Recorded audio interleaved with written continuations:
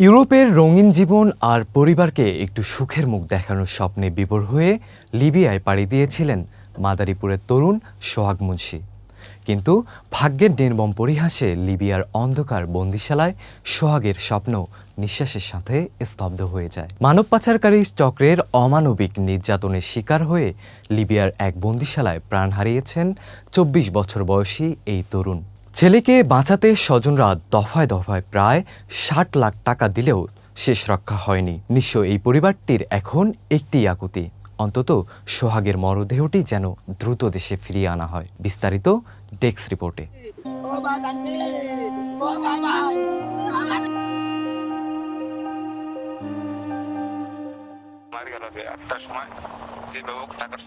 এই যে দেখছেন একজন মায়ের বুক ফাটা আর্তনাদ, বুকের ধনকে একটি বার ফিরে পাবার আহাজারি। কিন্তু না, ছেলে জীবিত ফিরে পাওয়া তো দূরে থাক, ছেলের লাশটি ফিরে পেতেও এখন চরম অনিশ্চয়তা কাজ করছে। একটু ভালো থাকার আশায় ছেলেকে দালালের হাতে তুলে দিয়ে ইতালি পাঠিয়েছিলেন, কিন্তু ভাগ্যের নির্মম পরিহাসে আজ সেই ছেলের লাশ পাওয়ার প্রতীক্ষায় প্রহর গুনছেন তিনি। ওর সাথে আমার শেষ কথা হয় শুক্রবার বৃহস্পতিবার রাত্রে। তখন আমাকে শেষ ভয়েস দেয় যে আমার সকাল ৮টার ভিতরে হোক, যেভাবে হোক আমাকে টাকা পাঠাবি না। মা, মাফিয়ারা আমাকে ধরছে, তুমি ওদের টাকা দাও, নাইলে আমারে মাইরা ফালাইব। ফোনের ওপারে মায়ের কাছে এটিই ছিল মাদারীপুরের ২৪ বছর বয়সী তরুণ সোহাগ মুন্সীর শেষ আকুতি। কিন্তু সেই আকুতি বাঁচাতে পারেনি সোহাগকে। লিবিয়ার ত্রিপোলির এক বন্দিশালায় মানব পাচারকারী চক্রের নির্মম নির্যাতনে প্রাণ হারিয়েছেন তিনি।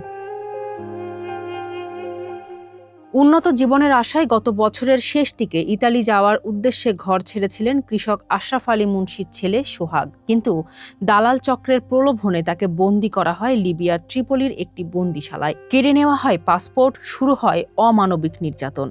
আমাকে কল দিয়ে আমার এখানে যে মাফিয়ারা আমার লাইনে রাইখা ওরে মারধর করে, ওরে ইউজ পরিমাণে মারধর করে। গতকালকে আমার কাছে খবর আসে যে সোহাগ আর নাই, তাকে শুক্রবার গুলি করে মেরে ফেলানো হয়েছে টাকার জন্য। ইতালির স্বপ্নে আজ নিঃস্ব এক কৃষক পরিবার।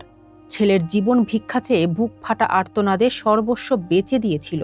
এক নয়, দুই নয়, দফায় দফায় নরখাতক দালালদের হাতে তুলে দেওয়া হয়েছিল প্রায় ৬০ লাখ টাকা। কিন্তু লোভের তো কোনো শেষ নেই, শেষ রক্ষা আর হলো না। শেষ পর্যন্ত হারাতে হলো প্রাণের সন্তানকেও। টাকা ৬০ লাখ গেছে, তার মারলো কি নিগা, টাকা লাগলে আরো দিতাম টাকা। দাবি কি ওর যখন মার গিয়ে হালাইছে তোর লাশ চাই। প্রতিবেশী হিসাবে যা শুনলাম, ছেলেরা খুব ভালো ছেলে, খুব কষ্ট করে ওরা পাঠাইছে লিবিয়া। মেলা বাড়িতে তো অর্থনৈতিক তেমন ভালো না, এইসবে পাঠাইছে অনেক ইউটিউব। নিহতের মা শাহিনুর বেগমের অভিযোগ, গত ১০ মাসে বিভিন্ন সময় দালাল চক্রকে প্রায় ৬০ লাখ টাকা দেওয়া হয়েছে। এরপরও আরও ২৮ লাখ টাকা দাবি করা হয়। ২৯ জুলাই রাতে লিবিয়ায় অবস্থানরত মাদারীপুরের এক প্রবাসীর মাধ্যমে মৃত্যুর খবর নিশ্চিত হন সোহাগের বাবা ও বড় ভাই। নির্ধারিত সময়ের মধ্যে সেই টাকা দিতে না পারায় তার ছেলেকে হত্যা করা হয়েছে। পুলিশ, পরিবার ও স্থানীয় সূত্র জানায়, উন্নত জীবনের আশায় প্রায় ১ বছর আগে স্থানীয় দালাল ময়না আক্তারের মাধ্যমে ২২ লাখ টাকার চুক্তিতে ইতালির উদ্দেশ্যে ২৩ সেপ্টেম্বর বাড়ি ছাড়েন সোহাগ। প্রথমে সৌদি আরব এবং পরে লিবিয়ার বেনগাজিতে নেওয়া হয় তাকে। সেখানে পৌঁছানোর পর বাংলাদেশি দালাল চক্র তার পাসপোর্ট কেড়ে নিয়ে রাজধানী ত্রিপোলির একটি বন্দিশালায় আটকে রাখে। জুলহাস ছাড়া আমরা অন্য কাউকেই তেমন ভাবে পাই নাই, কারণ ওই সিন্ডিকেটের সদস্য, বাকিগুলো আমরা এখনো আমাদের ক্যাপচারে নিয়ে আসতে পারি নাই। জুলহাসকে বিভিন্ন ইয়ে করে ঢাকা থেকে আমরা ধরেছি, আপনারা জানেন। কিন্তু তার সঙ্গীগুলোকে আমরা কিছু তথ্য পেয়েছি, বাট ধরার মতো অবস্থা এখন আমরা হয়নি, কারণ এতে বেশিরভাগই দেশের বাইরে, আর যারাও দেশে আছে তারা অলওয়েজ মুভমেন্টের উপরে। ভিকটিম বাদে ফ্যামিলি কেউই বলতে গেলে দালাল দেখে তেমন একটা চেনে না।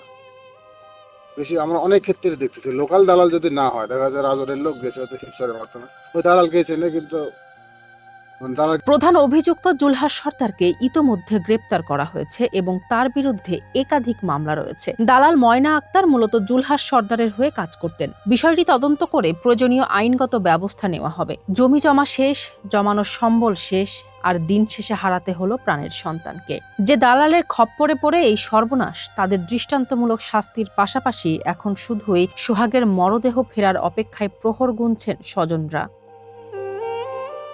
যে ছেলে ভালো থাকার স্বপ্ন নিয়ে বাড়ি ছেড়েছিল, আজ সেই ছেলের নিষ্প্রাণ দেহটা ফেরত পাওয়ার জন্য এক নিঃস্ব মায়ের বুক ভাঙা আকুতি।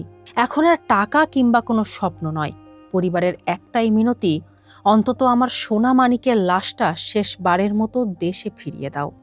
মাদারীপুর থেকে নাজমুল হকের পাঠানো তথ্য চিত্রের ডেস্ক রিপোর্ট, ফারজানা হাসিন, মানবকণ্ঠ।